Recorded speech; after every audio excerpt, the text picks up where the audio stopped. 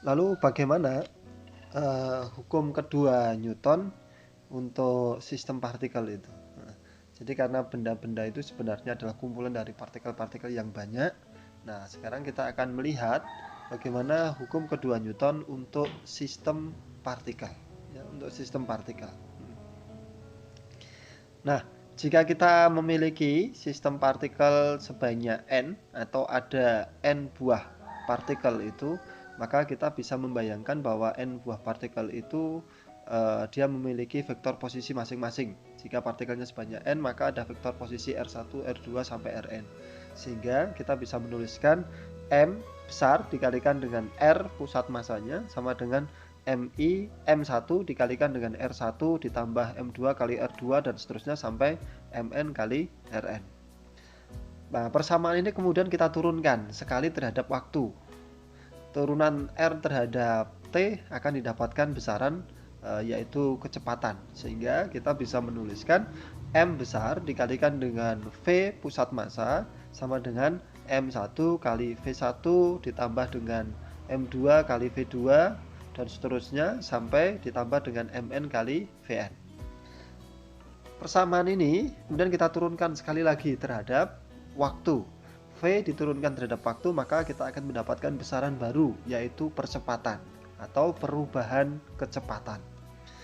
Maka kita akan mendapatkan M dikalikan dengan A pusat massa sama dengan M1 kali A1 ditambah dengan M2 kali A2 ditambah terus sampai ditambah dengan Mn kali An. Nah, ini bisa kita tulis ulang menjadi M dikalikan dengan A pusat massa sama dengan M kali A kecil, itu sebenarnya adalah F, sehingga bisa kita tulis menjadi F1 ditambah F2 ditambah terus sampai dengan Fn. Nah, jumlahan dari F1, F2, F3, F4 sampai Fn itu bisa kita tulis sebagai F neto, ya, atau resultan dari F itu. Sehingga kita punya persamaan F neto sama dengan M kali A pusat massa itu.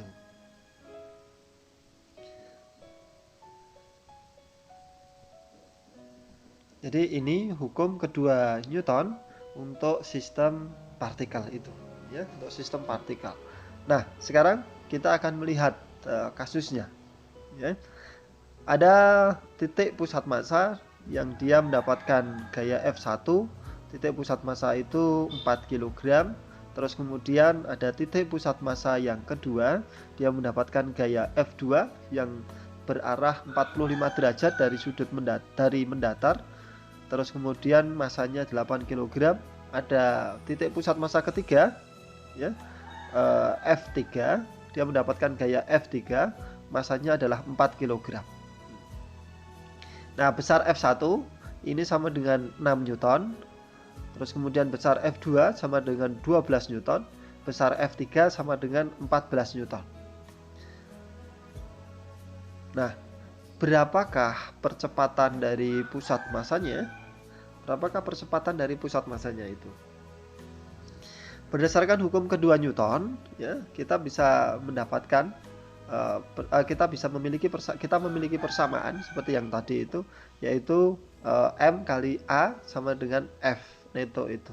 Sehingga vektor A pusat massa sama dengan jumlah seluruh gaya yang bekerja dibagi dengan M.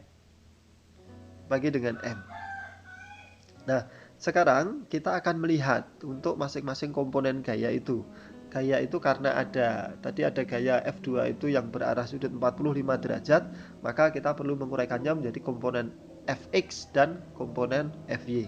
Sehingga untuk Ax kita akan mendapatkan minus 6 Newton ditambah dengan 12 Newton cosinus 45 derajat. Ini untuk F2 komponen X ditambah dengan 14 Newton dibagi dengan masanya. Total masanya adalah 16 kg. Sehingga kita dapatkan AX itu sama dengan 1 meter per detik kuadrat. Sementara untuk AZ kita akan mendapatkan F1Z sama dengan 0 ditambah dengan F2Z 12 Newton sinus 45 derajat ditambah dengan F3Z sama dengan 0 dibagi dengan jumlah seluruh masanya 16 kg. Masukkan angkanya semuanya, dihitung, kita akan ketemu 0,53 meter per detik kuadrat. Sehingga kita punya AX dan AY, maka A pusat massa sama dengan akar dari AX kuadrat ditambah dengan AY kuadrat. Kita akan hitung, kemudian kita mendapatkan angka 1,2 meter per detik kuadrat. Karena dia A itu merupakan vektor, maka dia memiliki arah.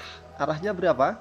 Arahnya bisa kita hitung lewat theta sama dengan arkes tangen dari AY per AX.